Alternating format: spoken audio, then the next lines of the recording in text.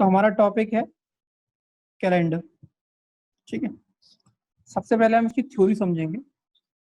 जो भी ईयर का फॉर्मेट होता है इसको किस तरीके से क्लासिफाई किया जाता है और स्टडी किया जाता है वो देखते हैं। ठीक है, देखिए ईयर के फॉर्मेट को क्लासिफाई करने के दो तरीके होते हैं। एक होता है आपका सेंचुरी ईयर, दूसरा होता है आपका नॉन सेंचुरी ईयर। ठीक है, सेंचुरी का मतलब क्या होता है? शताब्दी। सेंचुरी का अगर हम न्यूमेरिकल वे में बात करें, इसका मीनिंग क्या होता है? सेंचुरी ईयर का मीनिंग होता है कोई भी ईयर जिस ईयर के फॉर्मेट में लास्ट में कम से कम 2 जीरो आए। कितने जीरो? कम से कम 2 जीरो।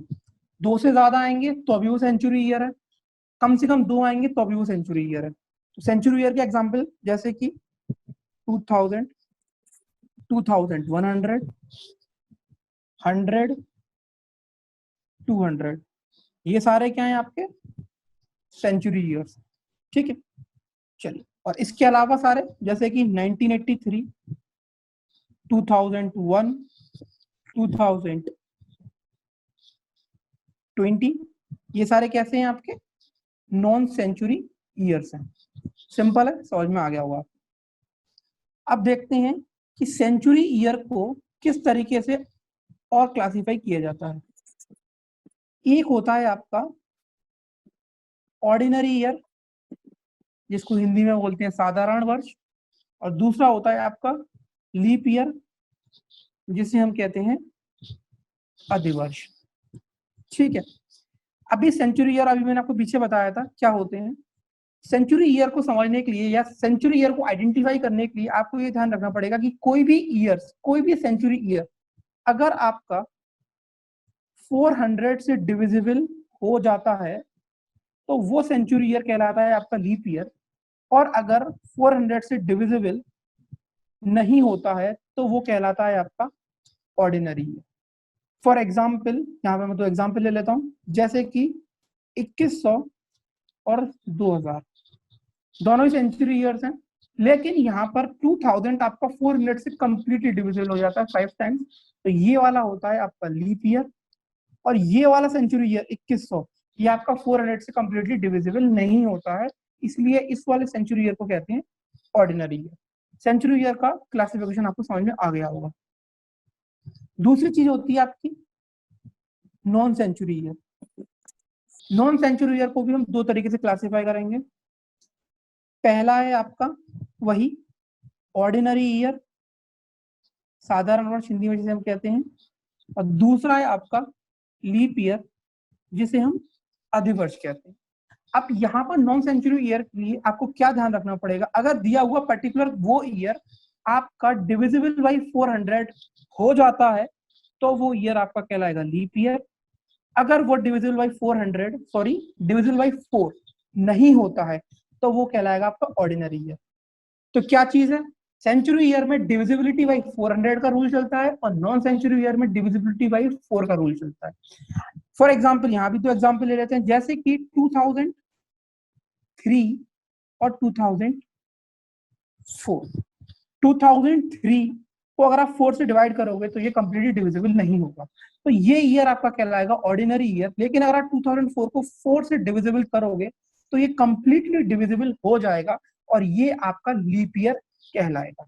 उम्मीद करता हूं आपको century year, non century year, उसके अंदर दोनों ऑर्डिनरी और लीप, दैट इज साधारण वर्ष और अधिवर्ष, दोनों आपको समझ में आ गए होंगे। कुछ एग्जांपल्स ले लेते हैं, जैसे कि अगर मैं बात करता हूं फर्स्ट 100 ईयर्स के टाइम पीरियड की, कोई भी फर्स्ट 100 ईयर्स, फॉर एग्जांपल आप कोई फर्स्ट 100 ईयर्स ले लेते हैं, तो अगर मैं आपसे कहूं इस 100 ईयर्स के टाइम पीरियड में कितने लीप ईयर्स और कितने सेंचुरी ईयर्स आएंगे, तो आपको पता है कि अगर मैं नॉर्मल नॉन सेंचुरी ईयर की बात करता हूं तो नॉन सेंचुरी ईयर हर 4 साल के बाद लीप ईयर का जो साइकिल है वो रिपीट होता है। तो अगर मैं इस 100 को 4 से डिवाइड करता हूं तो 25 मेरा क्वेश्चन आता है। इसका मतलब क्या है? 25 मेरे लीप ईयर्स होते हैं, लेकिन ये करेक्ट नहीं है। करेक्ट क्यों नहीं है? आपको ये पता है कि 99 के बाद आपका 100th ईयर आएगा, जो कि एक सेंचुरी ईयर होता है, मतलब इस 100 वर्ष के अंतराल या इंटरवल में एक सेंचुरी ईयर आया बस। अभी इस वाले ईयर के लिए मुझे रूल चेंज करना पड़ता है। क्या चेंज करना पड़ता है कि रूल हो जाता है डिविजिबिलिटी बाई 400 का।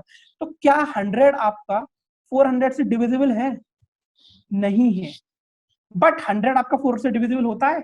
होता है। इसका मतलब इस 25 में काउंट हो गया था, बट उसका रूल डिविजिबिलिटी बाई 4 नहीं था, उसका रूल डिविजिबिलिटी बाई 400 है। वो 400 से डिविजिबल नहीं होता है, इसलिए 25 में से 1 डिक्रीज करता हूं तो 24 तो आते हैं मेरे लीप ईयर, और रिमेनिंग 76 क्या होते हैं मेरे ऑर्डिनरी ईयर। ठीक, समझ में आया होगा? थोड़ा कम समझ में आया होगा तो एक एग्जांपल और ले लीजिए। जैसे कि मैं फर्स्ट 200 ईयर्स की अगर बात करता हूं, तो फर्स्ट 200 ईयर्स के अंदर अगर आप देखो 200 को अगर आप 4 से डिवाइड करते हो तो अगेन साइकिल ऑफ 4 चलती है लीप ईयर्स के लिए। तो यहाँ पर क्या आता है आपका 50। तो क्या इसका मतलब है 50 लीप ईयर्स होते हैं? नहीं। करेक्शन कहां पर करना पड़ेगा? पहले 200 साल के अंतराल में आप देखोगे तो आपके सेंचुरी ईयर्स कितने आए हैं? 100 और 200। क्या ये दोनों सेंचुरी ईयर्स 400 से डिविजिबल हैं? ये दोनों ही 400 से डिविजिबल नहीं है, लेकिन ये 4 से डिविजिबल होते हैं। लेकिन सेंचुरी ईयर का डिविजिबिलिटी बाय 4 रूल नहीं लगता है, डिविजिबिलिटी बाय 400 का रूल लगता है। इसलिए इस 50 में से आप 2 घटा देते हो। क्यों घटा देते हो? एक तो 100 ईयर और एक 200 ईयर। तो 48 तो आपके होते हैं लीप ईयर्स और 152 होते हैं आपके सेंचुरी ईयर्स। पूरी तरीके से क्लियर हुआ होगा? नहीं क्लियर हुआ होगा तो एक लास्ट एग्जांपल, जैसे कि मैं बात करता हूं 625 ईयर्स में, किसी भी 625 ईयर्स में आपके लीप ईयर कितने होंगे? ठीक है, सबसे पहले आपको पता है कि नॉर्मल ईयर्स के लिए 4 की साइकिल चलती है लीप ईयर के लिए।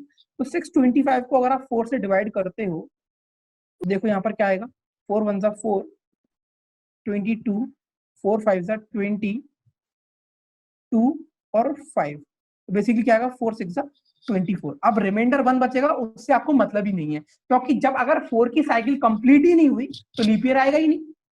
4 की साइकिल कंप्लीट नहीं हुई, अगर यहाँ पर रिमाइंडर बना रहा है इसका मतलब वो सेकंड नेक्स्ट साइकिल 4 की कंप्लीट नहीं हुई, तो रिमाइंडर को हम यहाँ छोड़ देते हैं। तो 625 ईयर्स में आपके 156 लीप ईयर्स हैं। क्या ये करेक्ट है? ये अभी इनकम्प्लीट या इनकरेक्ट आंसर है। अब आप यहाँ देखो कि 625 ईयर्स के इंटरवल में कितने सेंचुरी ईयर्स आए होंगे। 625 ईयर्स में कितने सेंचुरी ईयर्स आए होंगे? तो 100 ईयर आया होगा, एक 200 ईयर आया होगा, 300, 400, 500 और 600। अगर मैं देखूं, अब सेंचुरी ईयर के रूल क्या चलता है? Divisibility by 400। अगर मैं इसे 400 से डिवाइड करता हूं, सबको 400 से डिवाइड करता हूं, तो ना तो ये जाएगा, ना तो ये जाएगा, ना तो ये जाएगा, ये जाएगा, ना ये जाएगा, ना तो ये जाएगा। बट ये सारे के सारे आपके 4 से डिविजिबल हो रहे थे, लेकिन 4 से डिविजिबिलिटी रूल सेंचुरी ईयर के लिए नहीं चलता है। इसलिए सिर्फ ये ईयर है आपका जो सेंचुरी ईयर है, एज वेल एज वो 400 से भी डिविजिबल होता है, और ये लीप ईयर है आपका।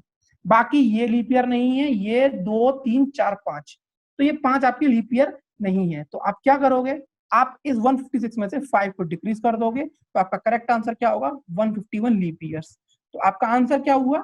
625 ईयर्स में 151 लीप ईयर्स होंगे, and then remaining are the ordinary. ठीक, ये कॉन्सेप्ट उम्मीद करता हूँ बहुत अच्छे से सब लोगों को समझ में आ गया होगा। नेक्स्ट कॉन्सेप्ट है, वो है आपका कॉन्सेप्ट ऑफ ऑड डेज, जिसके ऊपर पूरा का पूरा कैलेंडर 90% डिपेंडेंट है इस कॉन्सेप्ट के ऊपर। Concept of odd days, Hindi में ऑड को बोलते हैं असमायक, असमायक दिन। अब यहाँ पर ऑड डेज क्या होता है? ठीक है, तो पहले सिर्फ इसकी एक बार डेफिनेशन देख लो क्या होता है। On dividing any number by 7, the remainder which comes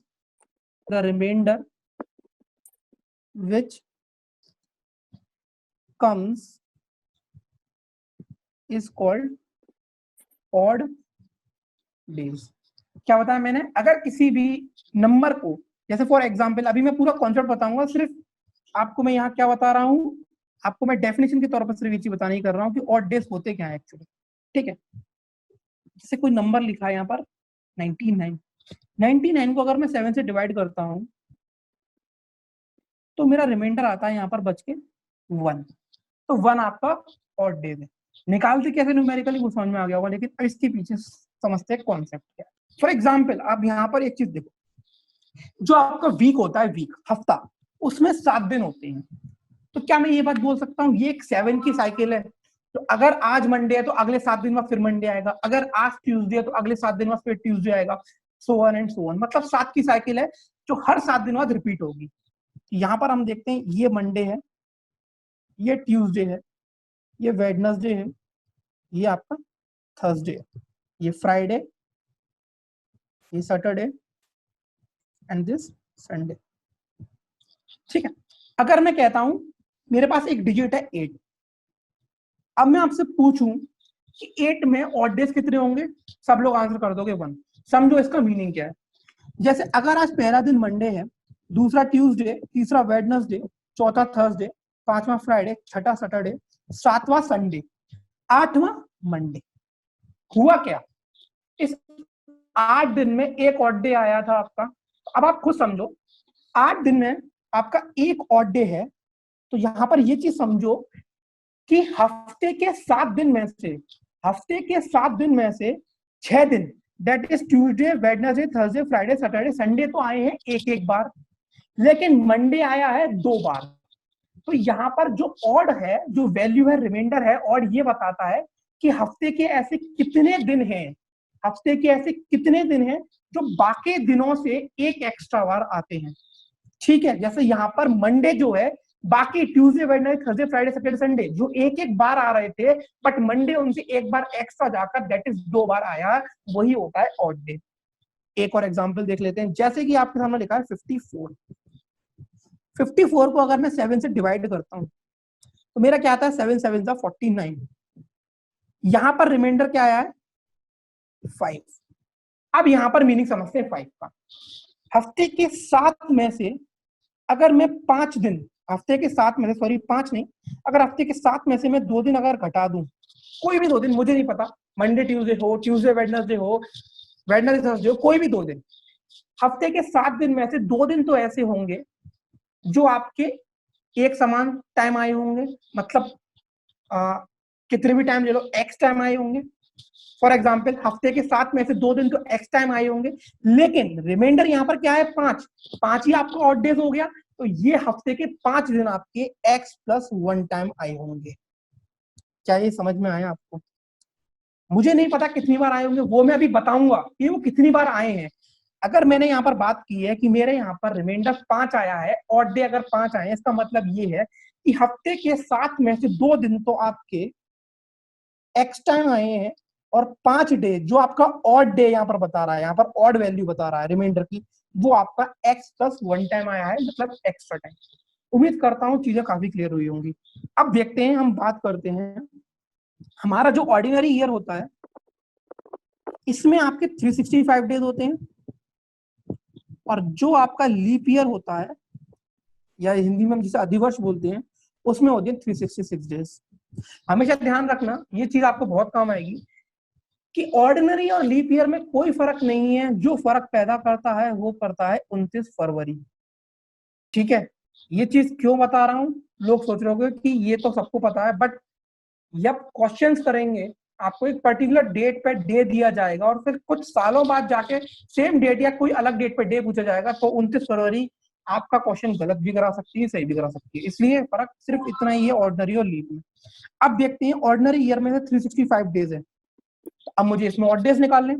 इस 365 को अगर मैं 7 से डिवाइड करता हूं तो मेरा रिमाइंडर क्या आएगा वो देखते हैं, क्योंकि रिमाइंडर ही हमारा ऑड डेज है। ठीक है, 7 5 जा 35, यहाँ आया 1 और ये आया 5, 7 2 जा 14, और यहाँ पर आया नीचे 1। अब समझो, अब आपको यहाँ पर इतनी चीज तो क्लियर हो गई होगी, क्योंकि मैंने लास्ट 2 एग्जांपल में समझाई है। यहाँ पर ऑड डे आया है आपका 1, इसका मतलब क्या है कि हफ्ते के 7 दिन में से 6 दिन तो आपके एक्स टाइम्स आए हैं, लेकिन एक दिन एक्स प्लस 1 टाइम आया है। ठीक है, अब उस एक्स की वैल्यू को भी फाइंड करते हैं। यहाँ पर ये जो डिविडेंड आया आपका, सॉरी ये जो क्वेश्चन है आपका, यहाँ पर जो आपका ये क्वेश्चन है, यही बताता है कि हफ्ते के 7 में से एक दिन जो एक्स्ट्रा है उसे घटा दूं तो हफ्ते के वो 6 दिन 6 डेज तो आए होंगे आपके 52 टाइम्स। बट एक आपका जो रिमाइंडर आया है ना, ऑड डे बता रहा है जो, यही एक डे आपका बाकी के 6 दिन से एक्स्ट्रा आया है। और कितनी बार आया है ये आपका, ये आया है 53 टाइम्स। समझ में आया? यहाँ पर जो क्वेश्चन है ये यही बताता है कि हफ्ते के उस ऑड डे को अगर हटा दिया जाए तो बाकी के दिन तो आए होंगे क्वेश्चन के बराबर। और जो ऑड डे है मानी 1, 2 या 3 या 4 या 5 या 6, वो आया होगा x+1 टाइम्स या इससे एक दिन एक्स्ट्रा। आप क्रॉस क्रॉस वेरीफाई कर सकते हो। अगर 52 × 6 करते हो और 53 × 1 करते हो तो आपका आंसर यहाँ पर क्या आएगा, 365 टोटल करने के बाद।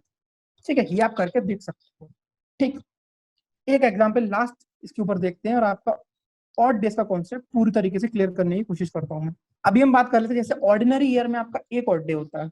यहीं पर मैं अगर बात करूं लीप ईयर, लीप ईयर में आपके कितने दिन होते हैं, 366। 366 को मैं अगर 7 से डिवाइड करता हूं तो वही आएगा 7 5 35, 1 6 7 2 14। रिमाइंडर क्या आया यहाँ पर, 2।